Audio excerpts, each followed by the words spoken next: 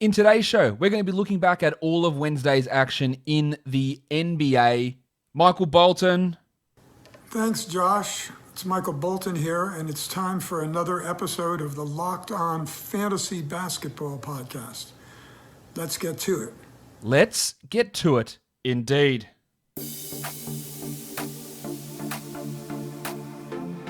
You are Locked On Fantasy Basketball, your daily fantasy basketball podcast, part of the Locked On Podcast Network.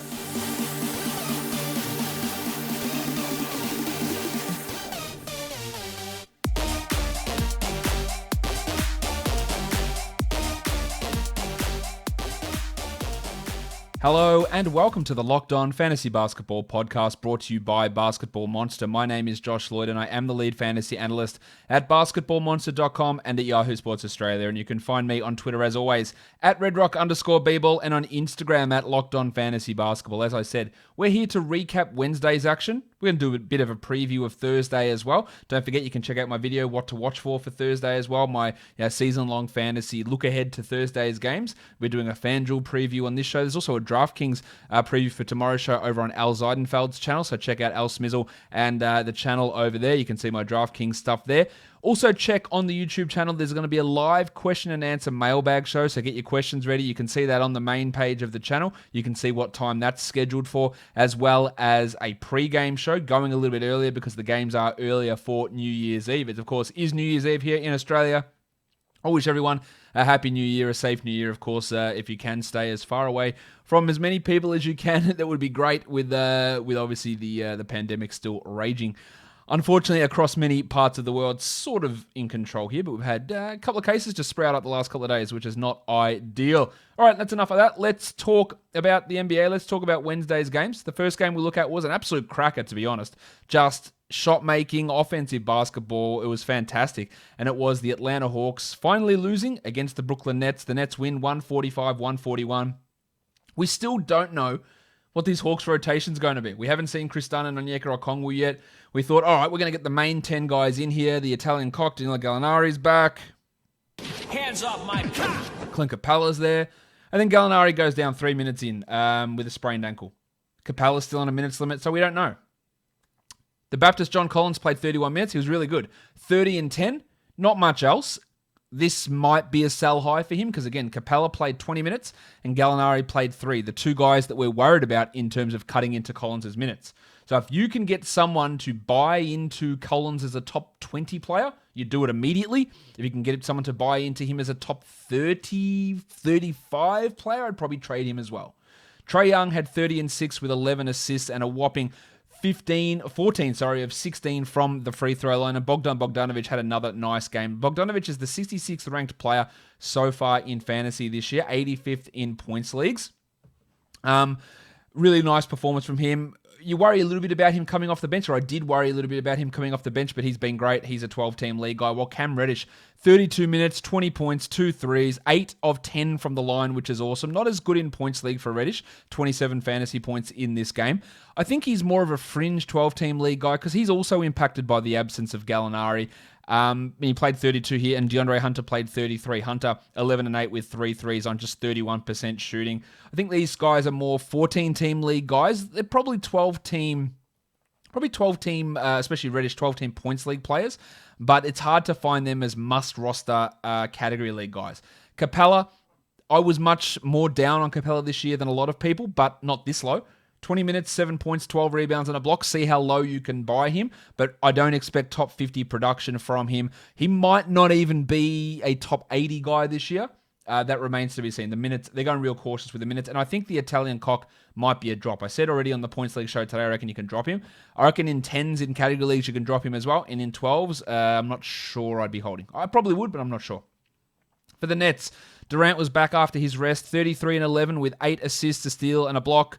9 of 9 from the line. He is the 4th ranked player in category leagues so far this season. 12th in fantasy points leagues, averaging 46 fantasy points per game. He's been unbelievably good. It's just been ridiculous. While Kyrie Irving started out rusty, but ended up with 25 points. Yes, it took 27 shots to get there, and he had 2 steals and 6 assists. A pretty good night overall for Kyrie. He is the 12th ranked player in points leagues and the 8th ranked player in category leagues. The DeAndre Jordan I don't know what it is. Swindle for him to be the starting center continues. 15 minutes, 5 points. At least he played significantly fewer minutes than Jarrett Allen. Allen had 15 and 13 and is a 12-team league guy, while Jordan can be asked all the way out of 12-teamers. There's no need for him to start or play. And as I mentioned with Timothé Luwawu-Cabarrot, I didn't see him as a 12-team ad or a 14-team league ad. And my main point was Spencer Dinwiddie was starting. You didn't want him in a 12-team league in this team. And Luwawu-Cabarrot is worse. Yeah, he is worse. 3 points in 26 minutes with 3 assists. Leave him for the deeper leagues. It was a nice game from Taurean Prince in his revenge game. 12 points on 5 of 5 shooting. Read as much as 0 into that. Nothing. It was a good game from Smoke and Joe Harris, 23 points with 6 threes in his 31 minutes. Joe Harris in a points league, I'm not sure is a must roster. In a category league, he probably is a 12-team league hold at this point. And if he's on the waiver wire, you go and add him there as well. If you are ready for the NFL playoffs, am I ready? I think my Dolphins are going all right. I think we're going all right. I know my brother's pumped because he's a Bills fan and they're looking pretty good. But if you want to put your NFL knowledge or your NBA knowledge or your college football knowledge to the test, this is the time to do it, and this is the place to do it. BetOnline.ag. That's the only place that has you covered, and it's the one place that we trust. BetOnline.ag. Sign up today for a free account at BetOnline.ag and use that promo code LOCKEDON for your 50% welcome bonus. People smarter than me will bet on the NFL. I don't know anything about it. But if you're betting on the NBA, and you guys are here for NBA, hey, I reckon you can make some money. Don't sit on the sidelines anymore. Get in on the action. Don't forget to use that promo code LOCKEDON to receive a 50% welcome bonus with your first deposit. Bet Online, your online sportsbook experts. Let us crack it on to the next game here, which was the Boston Celtics blowing out the Memphis Grizzlies. Grizzlies were without Ja Morant, D'Anthony Melton, and then Grayson Allen went down early. Desmond Bane. You know I was big on him heading into the draft process. I thought he was a steal at pick 30. I've said multiple times he's already better than Allen and is better than Dylan Brooks. And he played 32 minutes, had 16 points, 4 rebounds, 2 steals, and 3 threes. And on the back of that, that's a must-add player. But, D'Anthony Melton is going to come back. I don't know if Grayson Allen's going to be out or how long he's going to be out. He should be out of the starting lineup regardless, but I don't know whether Taylor Jenkins believes that or not. Bane is absolutely, in a 16-team league, you go and add Desmond Bane. No problem with that. He's a must-add player to me in that sort of a situation. In a 14-team league, I would add Bane. I would consider him a 12-team streamer, especially if we get Allen and Melton. If Allen and Melton are out, then he is absolutely a short-term add in 12-team leagues. I think he looks really polished out there. I think rock solid, to be honest. I think he looks really, really strong out on the court, not just his imposing physique. I just like what he's able to do out there. I think it's been impressive what he's been able to accomplish so far. And I think there is some hope for him to be a regular rotation player, a regular contributor on this team. And I'm liking what I'm seeing from him. It's been impressive, and he's worth a look. And this gives you some of that value right there. You can see why I'm impressed with him. Wasn't quite as good in a points league. He only had 25 fantasy points today, but he is worth a look just with those injuries. We don't know how they're going to go. Gorgie Jang had a nice garbage time, 17 and 6 with 2 threes in 24 minutes. Well, Valanciunas did what he does, 20 and 11 in 24, but he didn't need to play much. And the problem with Tyus Jones is highlighted here. 23 minutes for Jones, 13% usage, just 6 points, but he did have 2 steals. He did have 2 assists. He's not a points league guy. He's a categories guy for assists and steals, but that's it. And his upside is really low. Kyle Anderson struggled a bit as well, 9 points, but had 9 assists, shot 27%. And for those of you who give a shit about turnovers, which is some of you, he had 8 of them. He is their backup point guard at this point. He's going to put up some numbers. He remains a 12-team league guy, and I don't really know what to do with Brandon Clark. Over the course of the season, he's the 333rd ranked player. He is a 1-category guy, as I've mentioned, and that category is not going well. 10 and 7 on 31% shooting with a steal and a block. I don't think his upside is anywhere near, for this season at least, as high as others do. He's performing way better in a points league than he is in a categories league. In a 10-team league, I would be okay with moving on from Brandon Clark. And in a 12, if you're in need of that roster spot, I don't think that it's the worst move. It's probably not the best move, but I don't think it's the worst move. Also, deeper leagues want to pay attention to Johnny Conchar. 9, 3, and 5, 23 minutes. That is dependent on Melton and Allen being out. But he is also better than Grayson Allen, in my opinion, and someone that should be in their rotation. Really, really good numbers there. For the Celtics, Jaylen Brown was absolutely massive. 42.7 threes, 5 rebounds, 4 assists. He was 71 from the field, 83 from the line, 40% usage. He's the 28th ranked player this season in category leagues. He's 18th in points leagues. His usage is up. His efficiency is up. He looks awesome. Awesome stuff. Marcus Smart was pretty good, 14, 2, and 4 with 3 steals. And Jason Tatum continues to be a disappointment. The 29th ranked player for the season. He only played 23 minutes. There was no need to extend himself. But 16, 4, and 3, he just hasn't gotten to that level that many people expected him to get to. Jeff Teague was the spot starter. He had 4 steals. That's nice. He had 4 assists. That's okay. But nothing about what Teague did here makes me think that he's going to be a guaranteed lock in this rotation. I think Peyton Pritchard is going to get that role at some stage. Pritchard played the same minutes as Teague, 8, 2, and 3 with 2 steals. He's more of a deeper league guy, but it was interesting to see him play that much. Without Tristan Thompson, we got Daniel Tice, and only 19 minutes for Tice, because he did bang his thumb up early on and had some time off, but 12 and 5 was good with a steal and 2 blocks. That's what he was providing for us last year, where he was really valuable. And the Rock DJ, Robbie Williams, 4 blocks, 10 boards, 6 points. Now, Williams is showing that he is probably the best center on this team, but it's hard with some of his defensive issues, and he just doesn't seem to be able to go for long periods of time, and the upside is really capped by Tice and Thompson being there. Thompson will be back next game, by the way. So I like Williams as a 14-team league ad, and if you got some stash ability, maybe he is a 12-team stash guy, because you can see everything starting to slowly increase for him, but it may be a slow process, unfortunately. The next game is the Milwaukee Bucks and the Miami Heat. The Bucks won this one yesterday by like 40. The Heat come out and win this one by 11. Encouraging if you do have Giannis Antetokounmpo. Giannis Antetokounmpo. 26, 13, and 10 with 3 steals and a block. He hit all 4 of his free throws, and he was at 56% from the field. He still is the 47th ranked player over the course of the season, which of course isn't going to cut it. He is going to be better than that. He will be better than that.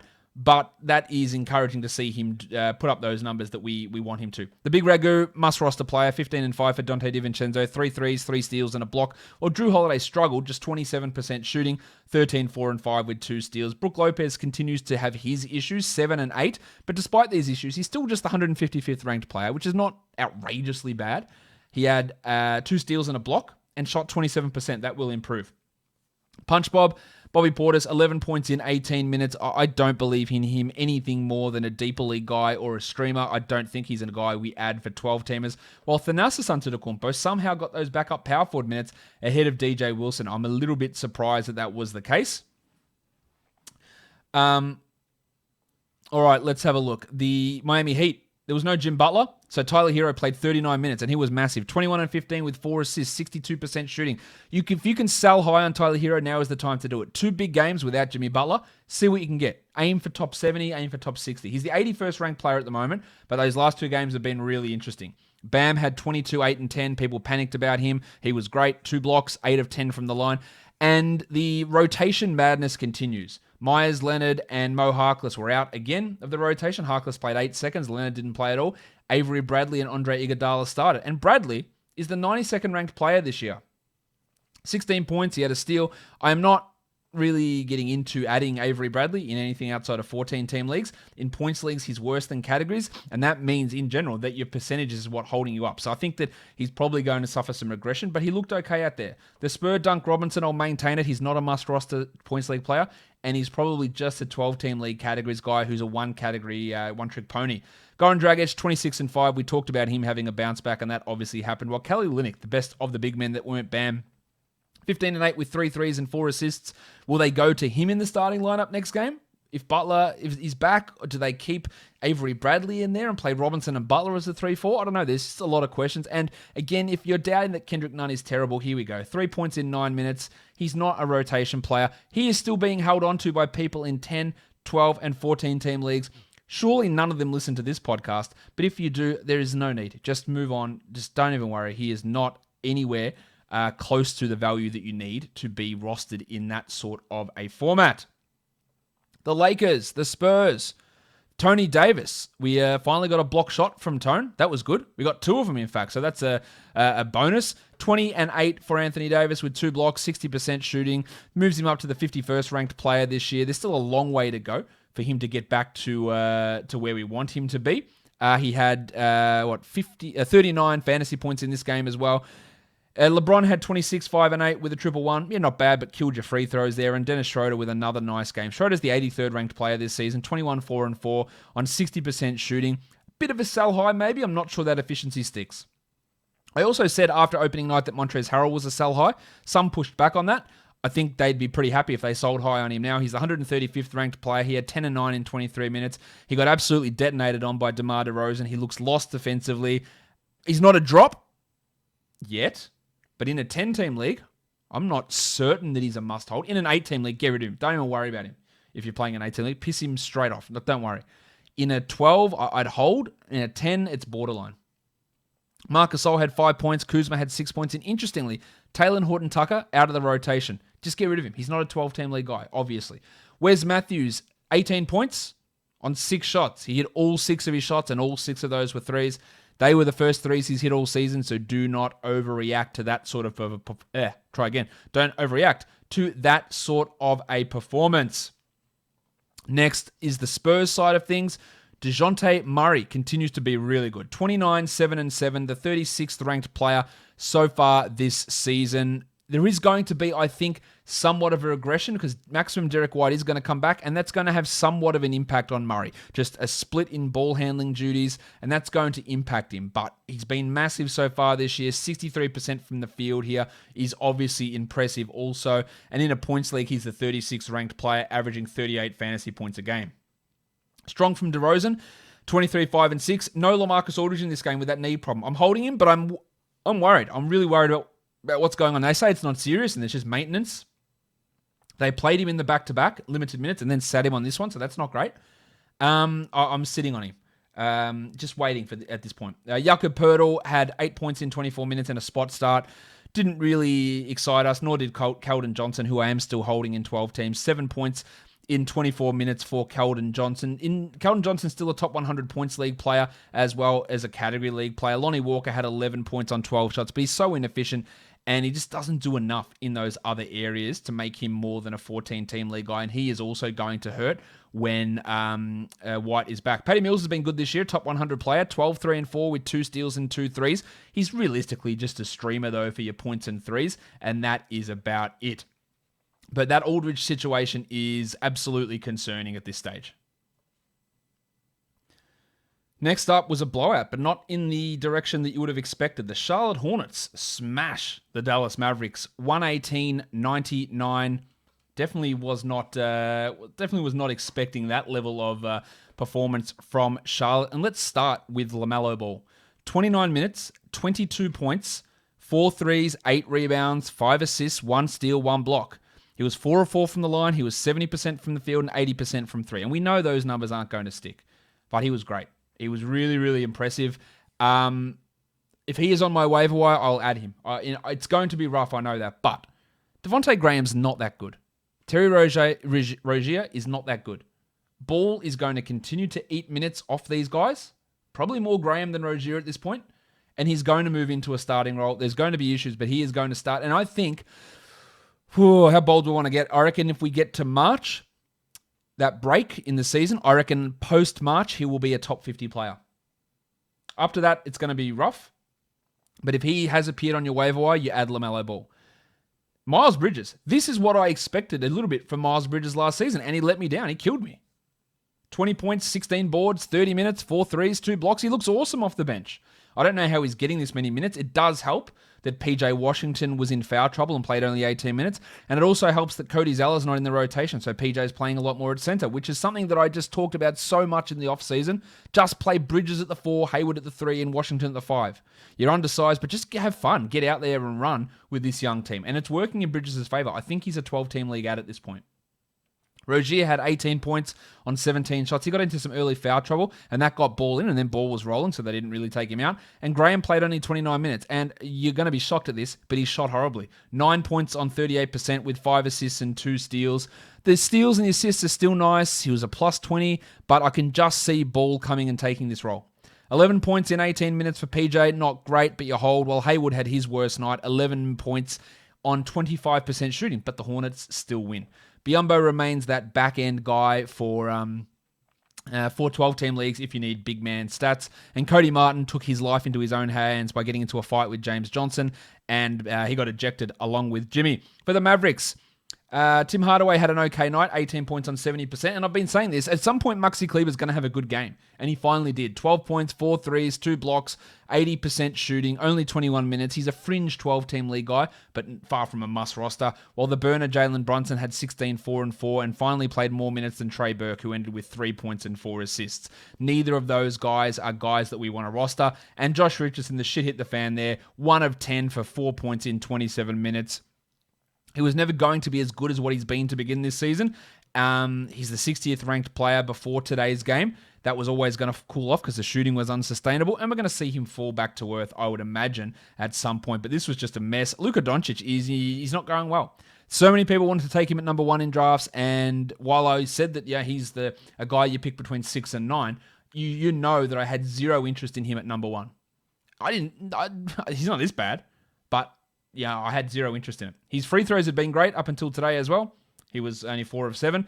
12, 2 and 5 with 2 steals and 40% shooting. He is now outside the top 50 in fantasy ranks this season. Him, Davis, Yanni, they're really struggling from that top end of the draft.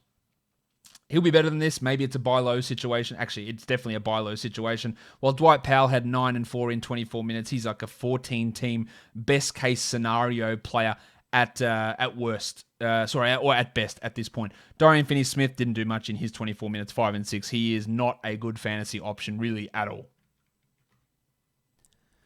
All right, let's do this. The last game of the day, the Portland Trail Blazers. They go down to the Clippers in a blowout. 128, 105. The Clippers had that weird blowout against the Mavericks, and they've been really good.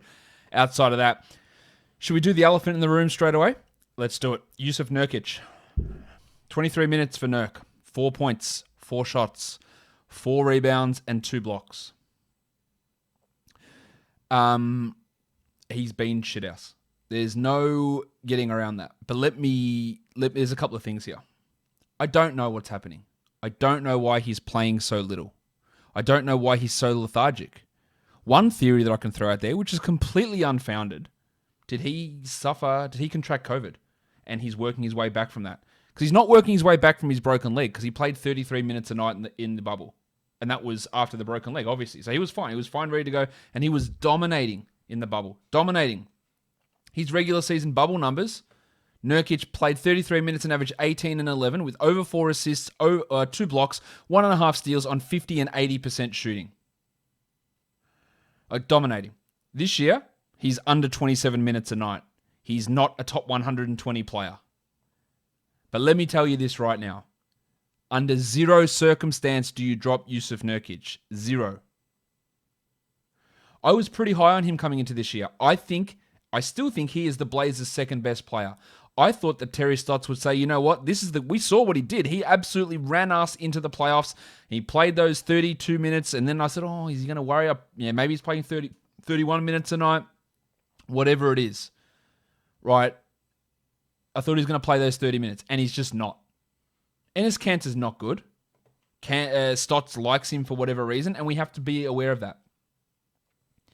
I consistently said I like taking Nurkic at the turn, at the beginning of the third round is where I like to take him in that 25 to 30 type range. That's the area I like to take him, and it looks stupid at this point. I look like an idiot for saying that. But, of course, I go through and I project these guys out what I think they're going to do. I didn't think Yusuf Nurkic would turn from a 77 to 80% free throw shooter into a 50% free throw shooter. I didn't think he'd turn into a guy that doesn't block shots anymore. He had 2 blocks today. Prior to that, he had 1 block through the first couple of games. He had 2 steals through the first 3 games when he was averaging 1.5 a game last year and 1.3 or 1 per game the year before that. I didn't think any of those things would happen. I didn't think that his rebound totals would fall. Almost 1 or 2 full rebounds per 36 minutes. But most importantly, I didn't think he'd be playing 27 minutes a night so Enes Kanter could go out there and suck on defense. I didn't think that would happen. I am worried about him. But he is absolutely a buy low, and if anyone drops him, you scoop him up without any questions asked. He is a must-add player. And he is a buy low player. People are going to panic. We are 4 games in. Luka Doncic isn't a top 50 player this year. Giannis Antetokounmpo is not a top 50 player this year. Damian Lillard is not a top 20 player this year. LeBron James and Anthony Davis aren't top 40 players this year. It's a weird year. And this is frustrating as shit. I know that. I drafted Nurkic in lots of leagues. You saw me do mock drafts. You saw me do real drafts. You saw me draft him in the Roto World draft. You saw me draft him in the Locked On Podcast Network draft. I drafted him in every spot. And it hasn't worked out. And I'm not happy about it. He will be better than this. I'm convinced. Damian Lillard wasn't good. 20 points in 29 minutes. Oh, the other thing with Nurkic, actually, he played 23 minutes and didn't play a single second in the fourth quarter. So he might have still ended up with like 30 minutes in this game if it hadn't been a blowout. That's a possibility. Kanter ended with 25, had a 10 and 10 double-double. We'll talk about him a little bit more later. He's obviously not the answer. The Blazers got their ass kicked. They got their ass kicked against the Jazz when Nurkic barely played as well. There are frustrating things happening here.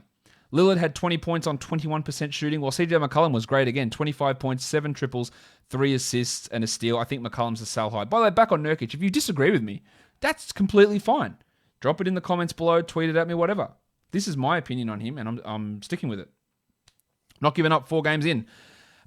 Derek Jones Jr., I'm not changing my opinion there. He is not anywhere close to a 12-team league guy, not even sniffing it. 14, 16 team maybe. 6 points in 35 minutes. Melo had 15 points in his 25 minutes. He's not a 12-team league guy either. Let's get that clear. Lots of people who follow me apparently have him in their 12-team rosters. I've got no idea why. 9 of 10 from the line is a good return from the free throw line for sure for Carmelo Anthony, but that's all we're really doing here. This was an absolute blowout. No Gary Trent in this game. For the Clippers, the fun guy, Kawhi Leonard, he returned. I'm a fun guy.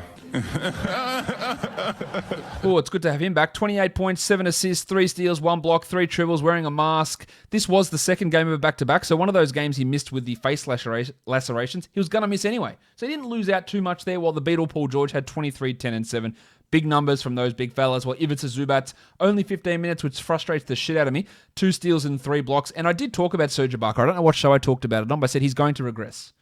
11 points in 23 minutes because he'd been shooting 71% from 2.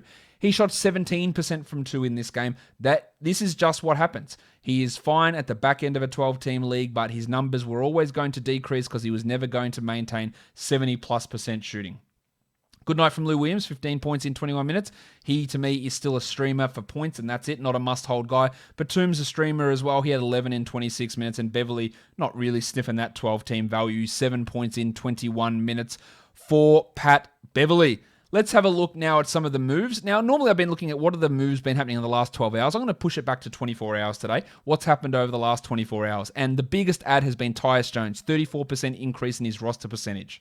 We saw what he can do today, and that's not much. Steals and assists, and he didn't even get those assists today. He's fine to add, but he's not a must roster. Josh Jackson's up by 33%. I think he has a little bit more value in terms of just his scoring ability, but you got to watch those percentages. Enes Kanter's up 31%. Now, I've got to think a lot of those were streaming him in today. He has no business in a 12-team league. None whatsoever. Alfred Payton's up 20%. I think that's probably fair, but we'll see what happens when Quickly and Burks return as to how that lasts. Well, Gary Trent was up 20% as well. No business for Gary Trent in a 12-team league. Rajon Rondo up 16%. Got to assume that's all just for streaming today, while Cam Johnson up 13%. That's not streaming because they didn't play today, the Phoenix Suns. He's okay at the back end of 12-team rosters, but I wouldn't have added him that much. 10% for Bobby Portis is too much, and 9% is for Rudy Gay. But a lot of that is, again, just the streaming value of those guys. The most dropped players, Aaron Baines, 12%, fine. Will Barton, 12%, fine. JJ Redick, 11%. Shake Milton, 10%. They're all droppable 12-team league guys. It makes sense. Batum, 9%. Killian Hayes, 9%. I think that's okay. I like Hayes still, but he is a guy that's struggling and he's injured as well. Jeff Teague down 8%. Daniel House down 8%. Joe Ingles down 8%. These are not guys who are 12-team league players. Norm Powell down 5.5%. I can get behind that. And Patrick Williams down 7%. I still probably hold Williams in most cases, but it does make sense that he's been dropped in some of these leagues. Let's flick over now and talk some DFS for the games on New Year's Eve. All right, the first game up is the Cleveland Cavaliers and the Indiana Pacers. It's a 7-game slate here, but there are a couple of early ones. The Cleveland Cavs and the Pacers is early. The Bulls and the Wizards are early. The other games are a little bit later. I will be having a pre-game show tomorrow that will be happening before the final 5 games. So we won't include those first 2. Just a reminder for that. The Cavs and the Pacers. Tony Warren is out. Kevin Love is out. Kevin Porter is out. So one of the holidays will start for Indiana. Whether it's Justin or Aaron, I think both are value. $3,700 for Aaron and $3,900 for Justin. Justin probably keeps his bench role. And he's going to be that 23, 24-point guy. Aaron Holiday could be like a 24-point guy, but he's a little bit more risky. McConnell also probably gets somewhat of a boost, as does Brogdon and Sabonis in terms of getting their usage. Now, Sabonis is up at 9,400 on FanDuel. That's probably a little bit high, while Brogdon's at 7,700. I think I lean a little bit towards Brogdon. Oladipo's at 72. His shooting has been unbelievable. I think at some point that's going to bust, so I reckon I'll steer clear there. Drummond's been destroying. He's at 10,000. I love him at 10,000. He should be 50 plus relatively comfortably, and Larry Nance at 66 looks like a good bet to me as well. I think 75 for Turner is probably a little bit too high at this point. Let's move on to the next one. We've got the Bulls and the Wizards, a rematch. Thad Young should be playing. He was supposed to be playing last game, but he wasn't out there. Larry Markkinen is questionable. I doubt that Lowry's playing. I like Tom Bryant at 5,200. Really good price, super floor, and same as Wendell Carter at 51. Just massive floor values for both of those guys. Two of the best center plays on the board for cash and for tournaments. And Kobe White's down at 5,900. He's a great option too. Now, Rui Hachimura is going to come back for Washington. So what that means for Bertans and Avdija and Troy Brown and Bonga remains to be seen. Bertans is at 45. I'd only want to use him in GPPs. And the 42 for Avdija, I'm not interested in. Levine at 78, I love. There's great value in that. And Westbrook at 11-2. Now, he's getting triple-doubles left, right, and center. I think I'd rather the 10,000 on Andre Drummond from that earlier game, but 11-2 for Westbrook, it looks all right. Beal at 96, not bad. I think we can probably do better. Markkinen and Hachimura, we're not going to get ourselves too invested in those guys. Philadelphia and Orlando, the only undefeated team in the NBA, the Orlando Magic. The Sixers are 3-point favorites, and the total is 217. You know I like me some Markelle Fultz, especially for cash, 6,200. And Vooch does pretty well against Embiid, averaging 41 the last three. He's at 8,400. He's doing a lot offensively. I like this one for him. After that, there's not a massive amount here. I think Embiid at 10.6 is good. I'd rather Drummond at 10,000, but Embiid is good. The thick Hogsman, Tobias Harris, is at 7,000. I think I am a TH? T to the H. Yeah, TH for life. 7,000 for Harris looks pretty good to me. I don't like Ben Simmons at 8,900. I don't like Aaron Gordon at 6,800. Michael Carter-Williams revenge game? No. Cole Anthony's at 3,700. Yeah, probably not. Seth Curry at 46 is maybe the only one of those cheaper guys that I think has a little bit of upside because he can be a 30 to 35 point guy if everything does work in his favor. The Kings and the Rockets. The Rockets are 4-point favorites. The total is 228.5, and they welcome back John Wall, DeMarcus Cousins, Eric Gordon. They're all back in business for Houston. Probably one of the better values out here, though, is Buddy Hield. He's at 5,400. His numbers have been down. This could be a high-tempo game. The Vegas spread would attest to that. 54 for Bud. I don't mind it. Marvin Bagley at 51. I'm not going to get that into it. Jimmy Harden at 11.5. I like. There is that usage. Harden does get his usage, but he's been putting up just monster numbers, averaging 62 so far this season. I worry a little bit with those other guys back. He's not bad. I wouldn't want to go with John Wall first up at 7,000, and Wood at 8,800 is too high for me, given those other guys returning. No interest there. No interest in Eric Gordon, and no interest in the 6,500 for DeMarcus Cousins, even though it is against his former team. I am interested in De'Aaron Fox. 7,900 is a fair price. I don't think it's super valuable, but it's all right. And then his running mate, Tyrese Halliburton, at sub 5,000, 4,900 to be exact for Tyrese. I think he's a 25 to 26 point guy. That looks pretty okay in my books. The next one here is the Andrea Bargnani Bowl. It is the Knicks. It is the Toronto Raptors. Raptors are 9-point favorites. The total is 217. Mitch Robinson's at 5,200. And Mitch Robinson says, I'll take it from here. He hasn't been blowing us away, but he's also been getting close to 30 every night. I like it. Alfred Payton at 52, only if we hear that Burks and Quickly are out. But Payton's been putting up good numbers. Not a bad GPP guy. Randall's at 8,000. I love that for Randall. He's crushing at the moment, although he is a risk of the three-point percentage just disappearing because he's hitting everything at the moment. If that falls off, then there is some trouble. Rowan Barrett's at 6,200. I can't really get involved in that. Same with Siakam at 74. I think Van Vliet's a nice GPP guy. And what about the wiki Chris Boucher? Now, I would have wanted his salary to come down more. Unfortunately, it didn't. Is it 5,900? He had 57 points against the Spurs. He had 1 point against the Sixers. Mitchell Robinson is no Joel Embiid. Noel is no Joel Embiid. So Boucher is going to play more. I think he's an interesting GPP guy, but that price takes him away from cash for me. Well, OG Anunoby. But what about Scarf? OG. Balenciaga Stop ones. OG. You better stop OG. He's at 6,500. He had that big blow up against the Sixers for 47. I don't think 6,500 is the right price point to me for Anunoby. It could work out. I just think that there's probably going to be better value out there. Next up is the Pelicans and the Thunder. The Pelicans are 5-point favorites. The total is 213.5. Eric Bledsoe has been terrible, but his price is at 4,800, so that would make me interested in GPPs. Now, he's averaging 14 points in his last 3. That's shithouse. But in a GPP, that could swing things for you. Darius Bazley at 57 looks good, and Al Horford's going to return. He's at 5,400. I like that price for Horf. Of course, the guy that was putting up the numbers without Horford was Isaiah Roby, and there's no guarantee he even plays. He was out of the rotation and then moved into start and looked good. He will need to replace Mike Muscala in the rotation, and I don't think there's any guarantee that happens. Shay's at 8,400. I think that's probably a little bit too high for Gilgeous-Alexander, while Zion at 8,300 is not someone I want to get involved with. And Lou Dort's at 5,600. Bort? Oh, come on, Bort? Mommy, buy me a license plate. No, come along, Bort. Are you talking to me? No, my son is also named Bort. 5,600 for Bort is probably a little bit too high. Ingram's at 94. I reckon that's a $900 price rise. I know that's a $900 price rise. It is too much for Ingram. In my opinion, I think we can do better. I don't mind Ingram. If he was coming in at 85, 86, I'd be all for it. That 9.4 is too much. The last game is the Suns and the Jazz, and there's not really much value here. Gobert at 7,700 is good.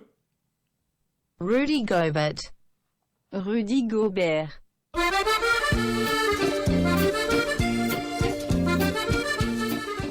That's a solid cash play. Booker's at 75, so I like how much his salary's come down. That puts him into the GPP pool. The Donovan Mitchell. He's good. Mitchell priced higher than Booker, surprisingly. 7,900 for Don. I'm going to fade that one completely. Mike Conley's at 63. I think there is value in Conley. And Ayton at 71. We can spend that better. Is spending 5,800 on McCall Bridges worthwhile? I think he's got a good cash floor there and a little bit of 40, 45 point upside for a GPP. So I don't mind McCall Bridges there in that one. That'll do it for me today. Don't forget, subscribe, Apple Podcasts, Google Podcasts, Stitcher, Spotify, YouTube, thumbs up, comments, 5-star reviews. It's a great way of ringing in the new year. Guys, we are done here. Thank you so much for listening, everyone. See ya.